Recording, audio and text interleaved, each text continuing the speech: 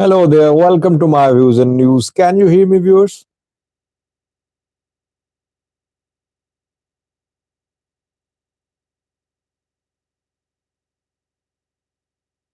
Thank you, Mihari, for responding. Same format for this live chat session that will do a roundup of today's main news stories. Then, the one important news story which I'll speak on in this live chat is about the talks between the Oromo Liberation Army and Ethiopian government. Dandi Lajisa says no sound. I think sound problem is on your side. Others can listen. They're listening. No problem. I'll try to share with you what I have learned from Tanzania, where talks are being held. What are sticking points between the Ola and Ethiopian government? What are the preconditions laid out by Ola for signing a Pretoria deal?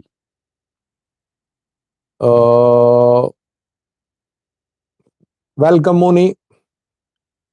I am going to shut up and listen. I am not going to ask Sajid any questions. Okay. And can there be a meeting ground? We'll analyze the position of both the parties. We have received now a little bit of information from Tanzania. But let me welcome you first. One by one, let me tell who have joined. Samuel Faleke is the first one who commented. Taibo Mangisha, Birhan Kasate, one of regular participants in live chats now. Birhan Gurmo, Abjun Arge, Barakat Adam, GMHH, Mihari Vander Reith. Mihari has been watching me, in touch with me for months, for more than a year rather. One name in Amharic. Then we have Elbel Yibra, Gizahagan. Both Elbel and Gizahagan are not new names for me. I have seen them before too. Then the Lajisa, audio problem on your side. Burji Suyama, again, I see him frequently at these live chats. Then we have a name in Amharic, Irritian Post. Irritian Post is also one of regular participants of live chat, like in live chats. Then we have Muhammad Sigai Hele, Muhammad Makasau, Chapier Liner, one of my long-time viewers. Isobalio Birhano, again, a regular participants in live chats. Vedi Kasi, Said Aspau Yotim. Thank you for joining, all the viewers. Thank you for being part of this live chat session. Moni wants to be quiet today. Moni, please speak. Don't be quiet. I don't mind your comments.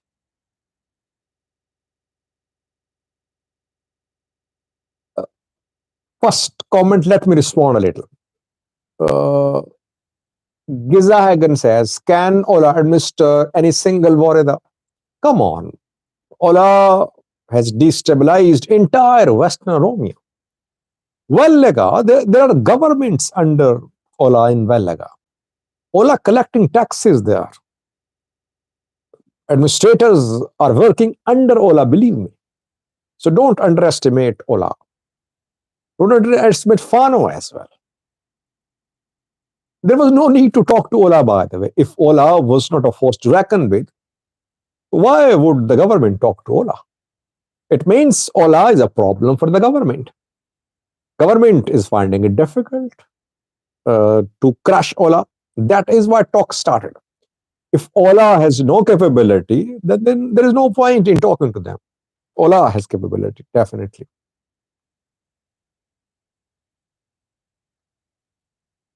Sajid, do you think the ENDF soldiers are becoming exhausted due to several ambush attacks and several fronts? Well, you're talking about Amhara region. AZ King says, salute Sajid. AZ is my member too, channel member. Welcome, AZ. It's not just about Amhara region, by the way. For the last 3 years, military has been fighting. So definitely military would be exhausted, though new recruitments have been made too by the military. But internal, by the way, internal conflicts are more stressful than external conflict because you're killing your own people. You're fighting your own people. Sometimes those who are killed are members of your region, of your ethnic group, of your religion, of your sometimes your distant relatives too. So internal wars are more stressful for soldiers, I believe, especially if these wars lead to large scale bloodshed. Military is exhausted not because of the attacks by foreign fighters, though the attacks could be a factor too. Military has been fighting for around 3 years now. That's too much.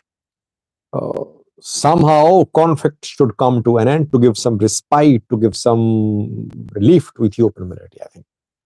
But I wouldn't say that military is totally exhausted. It wants to surrender. No.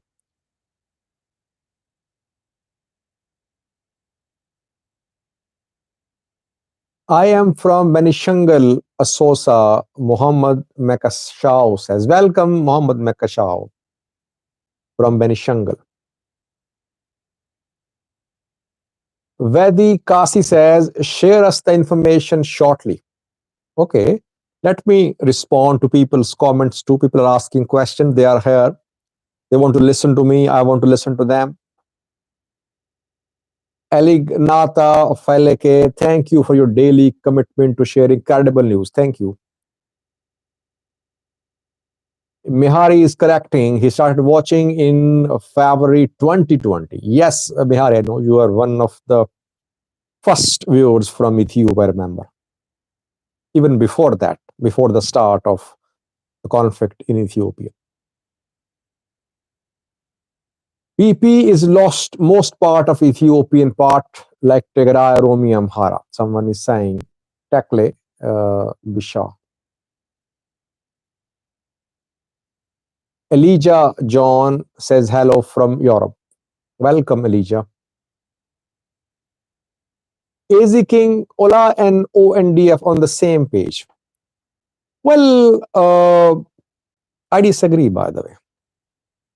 People say that Abiy and Dereba are two sides of the same coin. I don't agree, by the way. I think not only Abiy, even prior to Abiy's government, EPLF, EPRDF tried to crush Ola. Ola could not be crushed.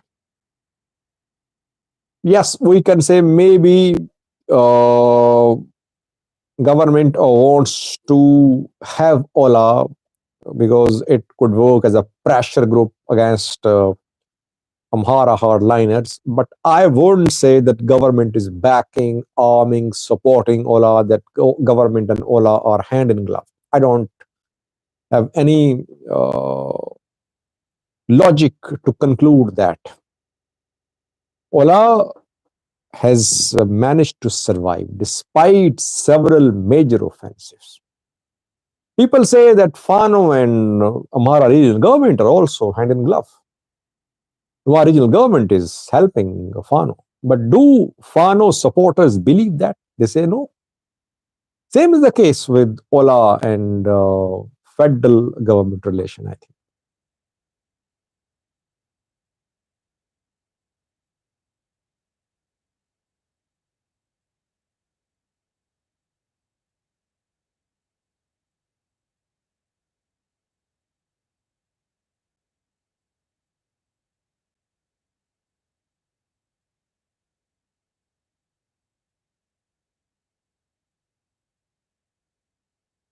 Can you show us, can you show Samuel Digage, can you show Map administered by TPLF, FANO, and OLF, and analyze the part controlled by It's difficult, by the way. Why? Because everyone knows where TPLF is, but FANO keeps on changing its position. FANO fighters don't keep themselves deployed to one fronts. They're not interested in holding on to their gains. They enter town cities, they retreat, they hold on to they take control of new town cities. And if pressure is brought to bear upon them, they retreat. It's difficult to map the territory under FANO control, but you can map a territory which is destabilized, which is large part of the Amhara region. Ola works almost in the same way, but I believe that parts of Valaga, large parts of Valaga are under Ola control. Indirectly, maybe Ola appoints administrators there. Peace and Love has joined, one of my regular viewers. Welcome, Peace and Love. Let me give you a roundup of today's news stories. Then we'll talk about Ola's demands.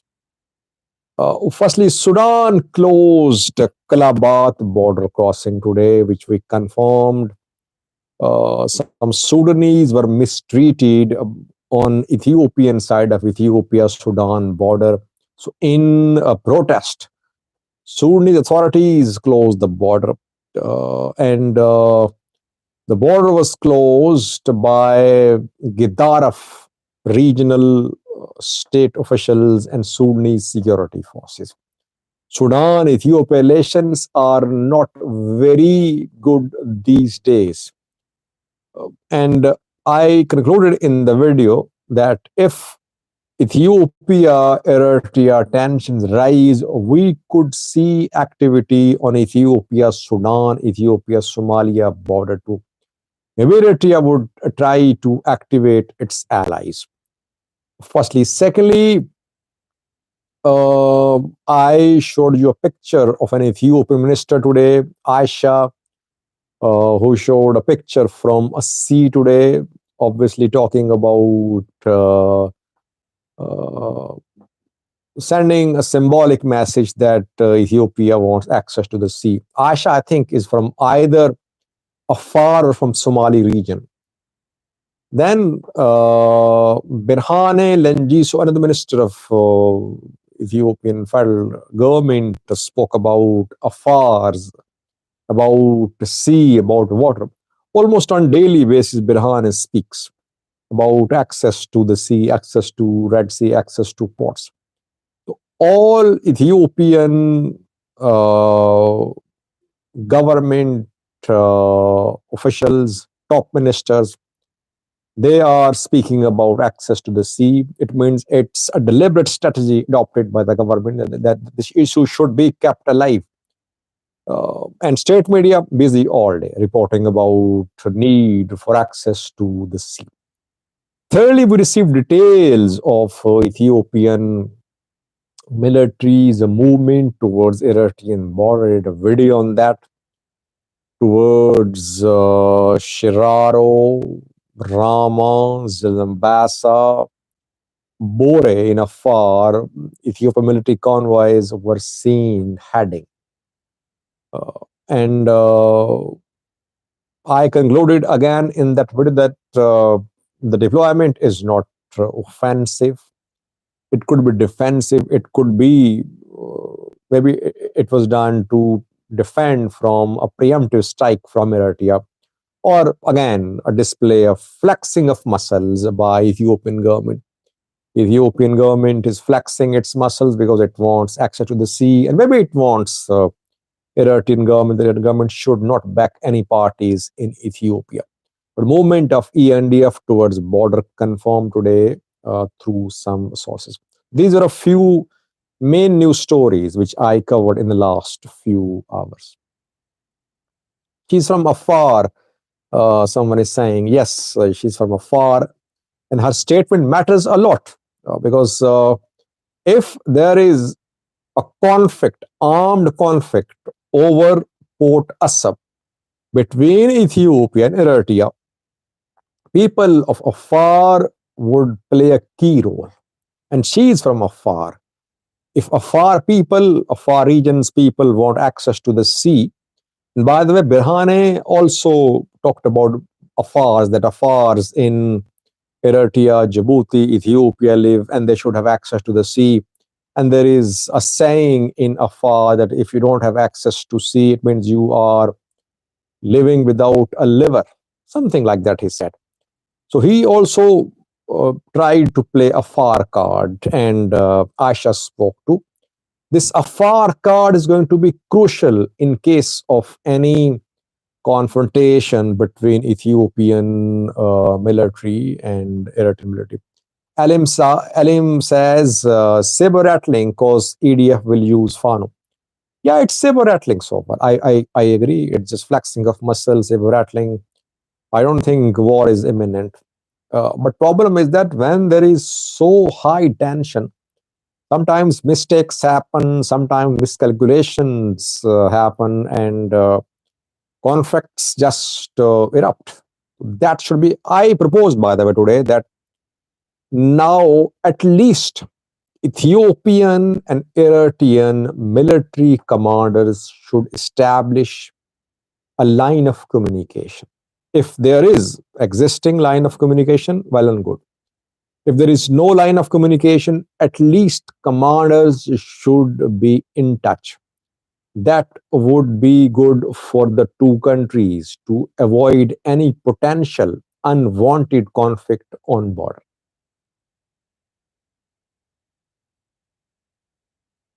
Habibo, Ethiopia is colonial state and Ola will never accept to be part of state they were forced to be part of. So I don't think they will never a peace deal. Then why are Ola members there? If they don't want to reach a deal with the government, why are they negotiating? If they agreed to negotiate, it means they want to reach a deal. They want uh, common ground. Only thing which remains to be seen is which party is going to make more compromises. Which party will show more flexibility? That we'll see. But Ola, do you want Ola to fight forever? I mean, Ola fighting for decades. How long will it continue the fight? One day, the fight will come to an end, whether through military means, through negotiation, through an intervention. One day, the fighting will come to an end. If it ends at the table, it should be welcomed, I think. Aliko Dinko is referring to an article of UN about landlocked countries. Article number 24 declares the right of landlocked countries access to the sea. Yes, but this article does not grant permission to a government to claim full rights on a port in a neighboring country, claim full rights on the corridor leading to the port, claim full rights on the coast of the port in a neighboring country. This article states that landlocked countries should be given access to the sea, obviously through agreements, through negotiation, through dialogue.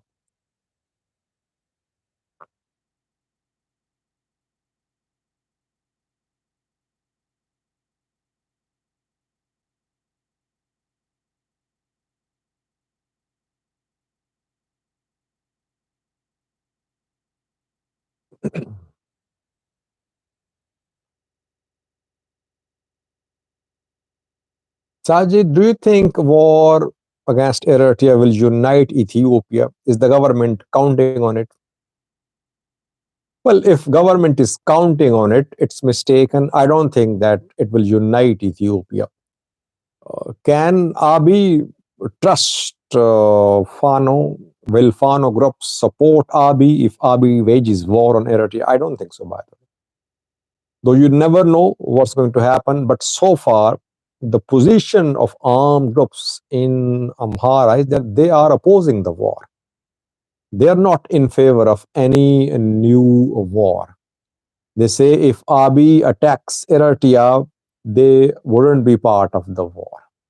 That is why we cannot say that the war will unite Ethiopia. Though we don't know what will happen in future. Uh, Maybe some unity could be created in Ethiopia if TPLF joins, if Tigray joins the war, Ola signs a peace deal. It means that there'll be some form of unity in Ethiopia. But Fano groups are not expected to join in this war, it seems.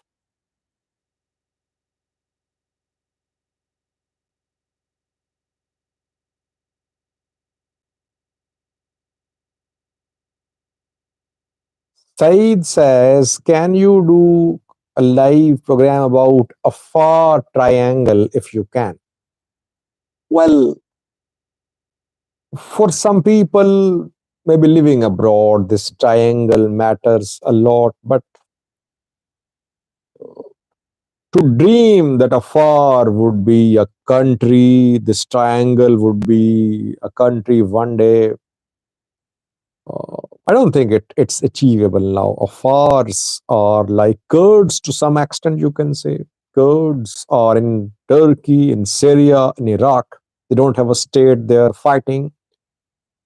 Turkey bombarding them. In Iraq, they have a regional government, US backing them. In Syria, US backing them. They don't have a country there. Afars in Ethiopia, Djibouti, Eritrea, they don't have a country too. I don't see any possibility, any prospects of a far country. Afars will have to live where they are. Maybe they can demand rights where they are now. But to say that a far triangle could turn into a country one day, maybe I think it would be exaggeration.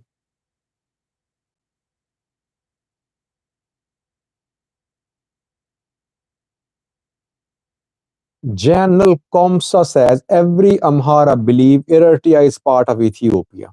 You don't anything, Mr. Pakistani. Well, if all Amharas believe that, it means they're not then Eritrean allies. Eritreans are very sensitive about their sovereignty, their independence. And when Ethiopians say things like this, they criticize Ethiopia. They say Ethiopia wants to annex Eritrea. There could be some groups in Amhara uh, living in the past, hoping that one day Ethiopia Eritrea would be one country. But I don't think that majority of Amharas want to annex Eritrea. Regional politics have changed. Geopolitical situation has changed, viewers, after the war in northern Ethiopia. Amharas are now allies. I wouldn't say all Amharas. Amhara groups, some Amhara groups, they are now Eritrean allies. They wanted to crush TPLF, they could not. And maybe now they want to crush Abiy. Things have changed in the past few years.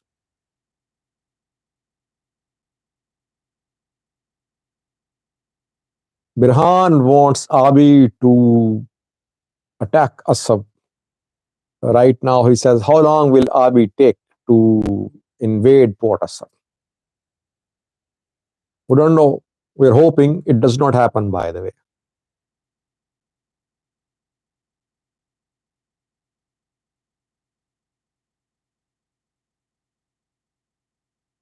Ola should not demand anything other than complete surrender. Being PP is Oromo party, Ola will be given a lot. Surrender of military, that is what you're saying? Ola should demand surrender of Ethiopian military.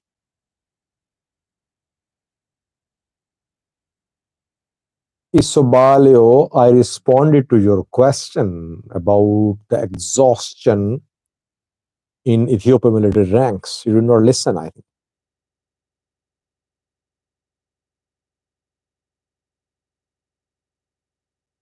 Now, can I talk about Ola's demands?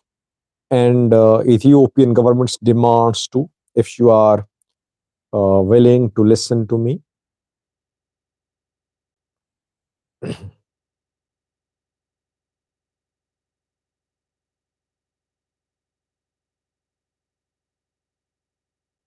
Okay, what I have heard, I am sharing it with you. Nothing has been said so far officially by the Oromo Liberation Army or by Ethiopian government. They have only confirmed the talks. The talks are underway, but they're not uh, sharing anything about the agenda. What we have learned through some sources, through some people there, and we verified, and that seems to be the case. Ola has made three demands or three preconditions for a deal. Firstly, as expected, Ola wants a transitional government in Oromia. Uh, I think this demand was made in the last round of talks too, when the two sides met in Zanzibar, Tanzania. Now they're meeting in Dar es Salaam, Tanzania. Can there be can there be a transitional government in Oromia? We don't know, but election will be held after more than 2 years. Election was held in 2021. Now I think next election in 2025. So how can transitional government be put in place in Rome? We don't know. But that is what Olaf wants. First precondition shared by the Oromo Liberation Army at Fox. Secondly, Ola is opposing immediate and complete disarmament. It does not want to completely and immediately disarm. Third precondition, uh, Ola wants integration of its fighters into federal forces, guaranteed integration of its fighters into regional and federal forces if other conditions are met by the government. These are three main conditions, preconditions, some others too, which can be managed by the government, like release of prisoners. You know that tens of thousands are in prison in Oromia, OLF leadership in prison. Some are not wanted, but they're still in prisons. After Hachalo's murder, PM Abiy's government tried to disband the chaos, and thousands were arrested, and still people are being arrested, suspected of having links with the Oromo Liberation Army. Ola wants release of all these people, which is manageable. It can be done by the government. Ola wants accountability for war crimes, for crimes committed in Oromia. Again, there could be some transitional justice mechanism which won't deliver, but it can be announced by the government. These are small demands which can be managed. Main demands: transitional government, opposition to disarmament, integration into regional federal forces. Now, what is Ethiopian government's position? How is Ethiopian government trying to convince Ola? What has the government offered to Ola at the talks? Well, first offer from the Ethiopian government to Ola is about the Oromia Regional Council. Government is opposing establishment of a transitional government in Oromia, but it says that Ola, other opposition groups, they can have half the seats at Oromia Regional Council. How will that happen? Will it happen after 2025 election, or now it's not clear, but reportedly government has offered half the seats in Oromia Regional Council to Ola. Not just Ola alone, but Ola, OLF, OFC, opposition parties in Oromia, all can have half number of seats in Oromia Parliament offer from government to Ola. Firstly. Secondly, Ethiopian government is ready to free prisoners reportedly. Prisoners are being kept in prison because they will be used by the government as a bargaining chip. Government is ready to release them. Government wants Ola to agree to disarmament, immediate disarmament, like TDF agreed. Ola government wants Ola to be disarmed. These are some of the points which are being discussed at the talks. Now, what is going to happen? Maybe the two sides won't reach a Pretoria type agreement. Maybe, because their positions are extreme. Uh, Ola proposing transitional government, Ethiopian government proposing disarmament of the Oromo Liberation Army. They won't reach a lasting, durable deal, but they might reach some ceasefire agreement for a specific period. That could happen because some progress has been made. But it's not that the two sides have resolved all their issues and now they're ready to sign an agreement and all outstanding issues have been resolved. No, it has not happened. But there could be some type of humanitarian ceasefire because the countries are mediating Norway, US, IGAD, Kenya. They want announcement of a ceasefire. They say the parties should agree on ceasefire and talks can continue. Let's see. So far, while talks are underway, fighting in some places in Oromia being reported. So even during talks, there was no complete ceasefire in Oromia. So we'll have to wait a little to see. That is what I learned from Darussalam, Tanzania, which I wanted to share with you. Asifa Wodajo has joined. Thank you, Asifa. Now, if any of you has a question, I'm here. Mooney is breaking his silence. Let's see what he's saying. Ola's demand softened from last time. It shows military weakness by Ola. Uh, I shared the demand which I came to know of. Maybe there are other demands too. But these are the difficult points, sticking points, I think. But Moni, I've been saying that maybe Ethiopian government is more keen for a peace deal than Ola. Because that is what the situation is. If you analyze it, that government wants to relocate its troops from Oromia to Amhara. Government wants to be prepared in case of a conflict against Eritrea. So that is why it's keen for a peace deal. Ola is not more keen than the government, I think.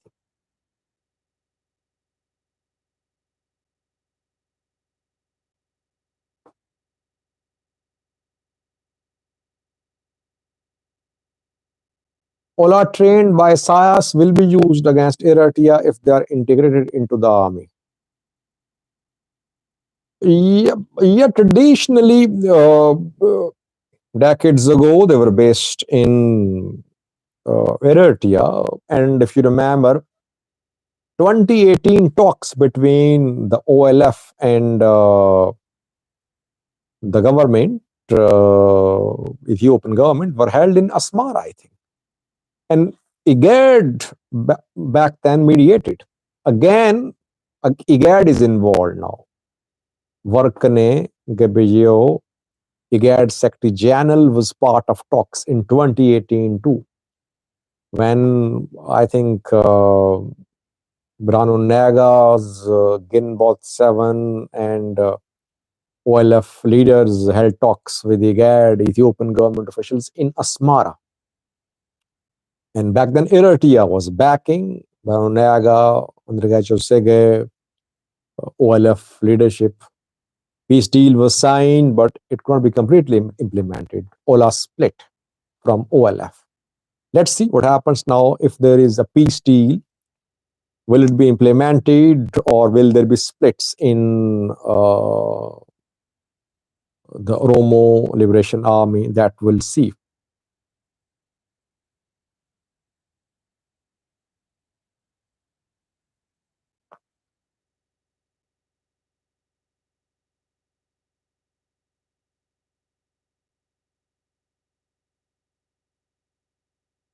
Tadale, LM says, surprise, no mention of Fenfene. As I said, I don't know about full list of demands. I am sharing with you what I have learned. Maybe there are other demands too.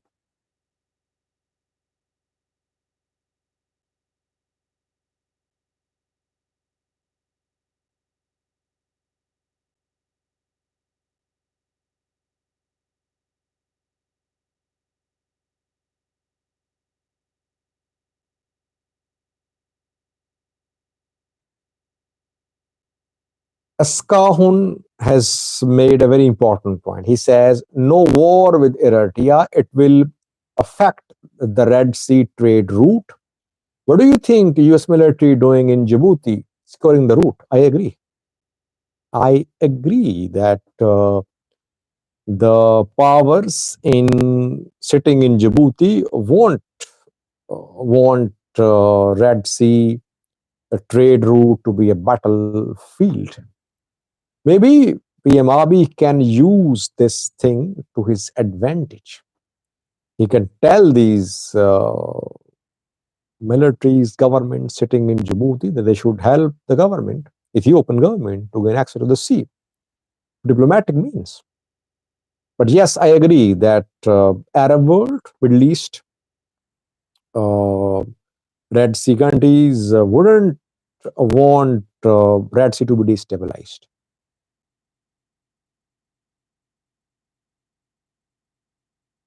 Ola is not asking Addis Ababa and Greater Oromia.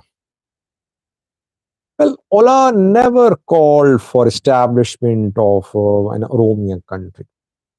Their official manifesto does not call for independence.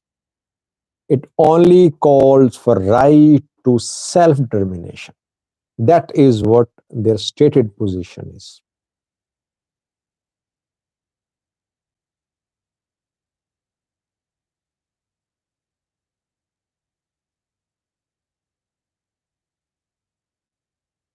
Hi Sajid, how long do you think Fano going to last? Fano will go on. Fano will go on, you'll see, because for several months fighting ongoing now, and so far no change on the ground. You'll see ups and downs in this conflict. If Ola can go on for decades, why can't Fano? Referendum is Ola's demand, Ilyas says. Yes, right to self-determination, which could lead to holding of referendum.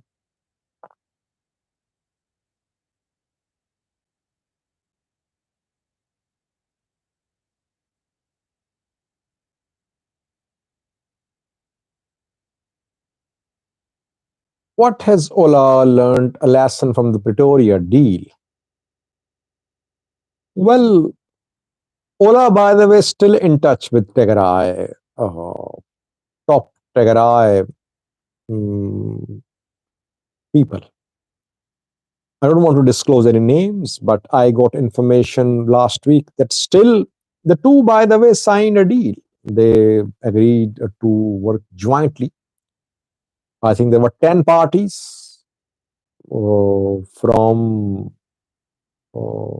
Gambela, from Oromia, from Somali region, from Afar, including TPLF. They signed a deal in the US to work jointly, overthrow the government of Prime Minister PM Abiy.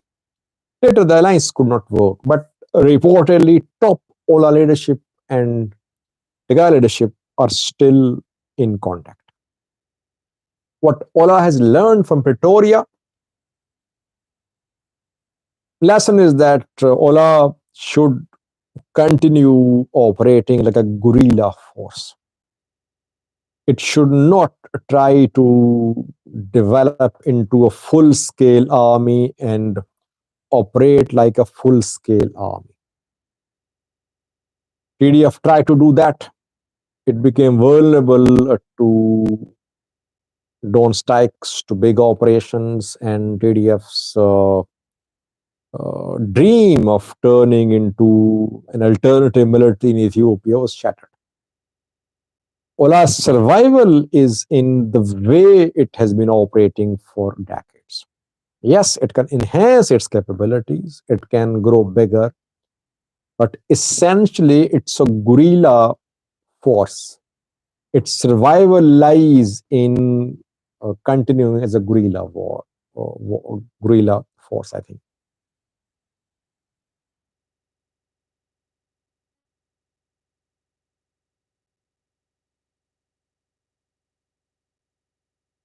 How can Fano come to the table realistically? A is asking. We don't know, by the way, what are real demands of Fano fighters. Why? Because they don't have a central body to represent them. We have seen some manifestos, some statements by individual Fano groups and Fano commanders. But Fano needs to have a central body to tell the world what Fano groups want. Though we know internally what they want because we monitor their meetings, etc. But they should come up with one joint statement about their objectives, about their manifesto, which all groups should agree on. They want to remove PMR. Their first main objective is the removal of Ethiopian PMR. They see PMRB as representative of Oromo, that he is here to impose Oromo rule on Amhara people. So they want to remove him first. They want to annex some territories of neighboring regions. And they don't like when I say that, though I know that it's part of their agenda. They want to ensure that Amhara and other parts of other regions, in other regions, are protected. And they want government of their choice. They want to ensure that all top Ethiopian institutions are not led by Oromos. So these are a few demands which I have learned after talking to them. But they should publish their list of demands, what they want.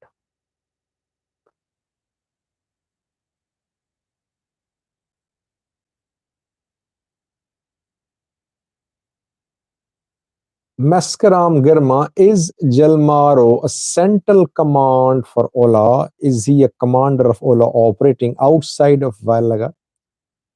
Maro is overall commander of Ola, whether he is based in Central Oromia or Western Oromia, he is the in charge. Traditionally, I think he was based in Western Oromia. But lately, Ola has expanded its activities. Now it is based in Central Oromia too. Ola expanding because of military's involvement in Amhara region. I believe that Komsa Dereba has remained based in Valaga because from Valaga, if major military operation is launched, he had the option to flee towards Gambela, towards Benishangul Gumma region, towards Sudan, towards South Sudan. And then large territories in Valaga had been under Ola control. So he remained based in Valaga, I think, mostly.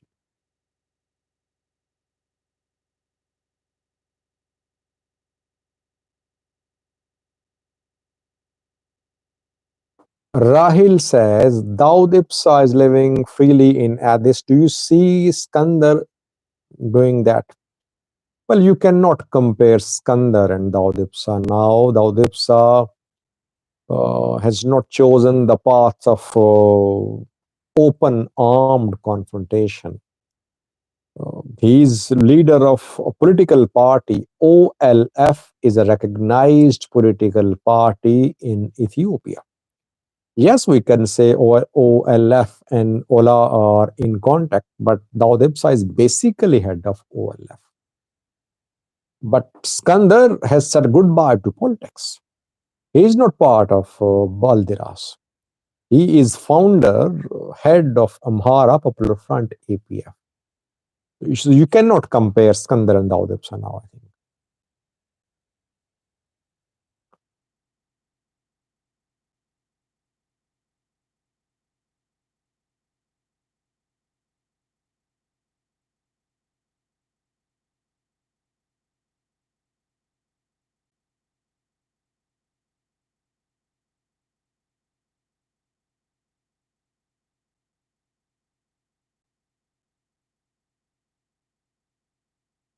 Do you think Egypt can be neutralized by GERD negotiations from siding with the wrong side? I think you mean to say that Ethiopia should conclude negotiations, reach an agreement with Egypt, and that would break Egypt-Eritrea alliance. What does Egypt want regarding GERD? Egypt wants a legally binding agreement, which Ethiopia would never agree to. Ethiopia says dam is its property, it's on Ethiopian territory, it won't commit to any legally binding agreement. Egypt wants assurances about future construction of dams, which Ethiopia will never give in black and white. Egypt, Ethiopia is not a simple issue, by the way. I don't think that Ethiopia would agree to a legally binding solution over GERD, Egypt, Ethiopia, GERD tension.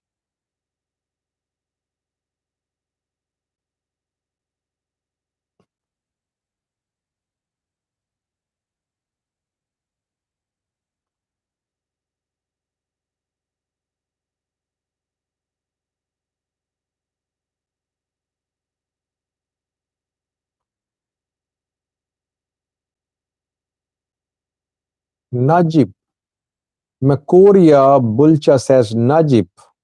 I think he's calling me Najib. He's saying one negotiates for independence also to separate without more destruction. Article 39 requires negotiation to implement what it endows. The talks in Tanzania are not about Article 39.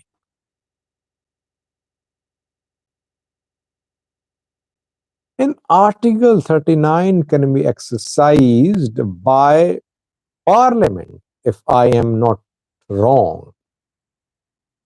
Parliament of a region has the authority to exercise this article. Ola cannot exercise this article. And who is in charge of the parliament? Oromo Parliament, PP, Prosperity Party.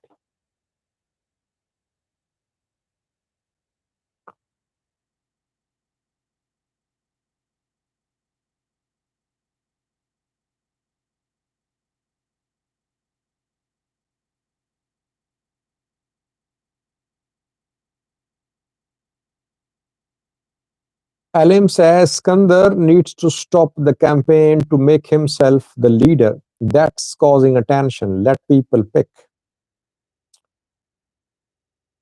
Well, maybe Skandar believed that no change can come through political means.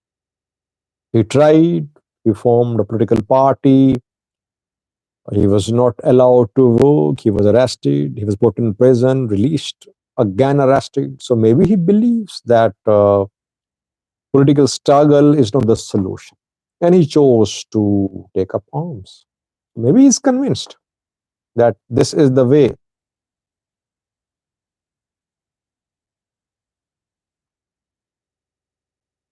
Do you think Eritrea is training Fano Efeti Zola? I don't know about the present situation, but Eritrea trained Fano. Eritrea trained Amhara special forces. It's not a secret because Eritrean instructors were invited to the Amhara region. They trained ASF members. And it happened when Tigray forces were in Amhara, threatening to reach Addis Ababa. And I think Amhara government shared pictures videos of Eritrean trainers training ASF members, maybe Fano members too. Uh, is Eritrea training Fano now? Difficult to say.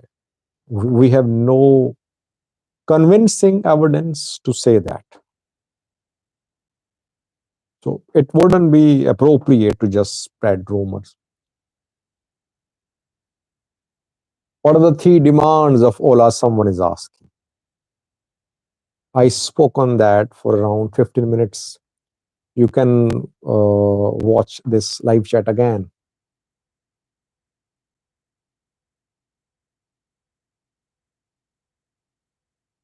A is asking the same question again and again. So are Egypt and Eritrea working together against Ethiopia? Should it come as a surprise if they're working together? Their interests align because both want to both see Ethiopia as a rival now. Ethiopia threatening Eritrea, Ethiopia not ready to sign a deal with Egypt about GERD. It means now Egypt, Eritrea, natural allies. Question is, have they reached an understanding to work jointly in case of war? Have they reached any military pact? Have they reached any defense pact? Is Egypt giving weapons to Eritrea? Is Egypt giving drones to Eritrea? These are the questions. Otherwise, they are natural allies. You'll see more engagement between them. You'll see close ties between them. But we'll have to see and monitor how close Eritrea and Egypt come in their confrontation against Ethiopia.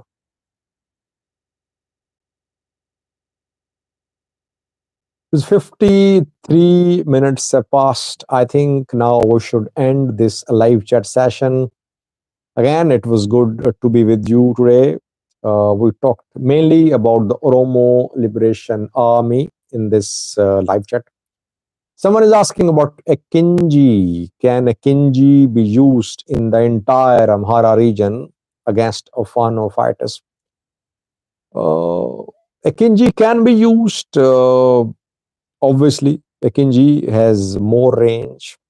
Uh, it has more stacking capability. But I think Fano groups can be targeted by TB2 too, though they can only be targeted from Oromia and those Fano groups which are operating in Gujum, in North Shore, they can be hit through TB2s. But these TB2s could not target any top Fano commanders so far. That is why we cannot say that introduction of Akinji can change the battlefield balance in the Amhara region. Thank you for joining this live chat session, viewers. See you tomorrow at the same time, 1300 Eastern Standard Time and 1800 GMT with a new topic. We'll be back tomorrow. Thank you for joining. See you. Stay blessed. Bye bye.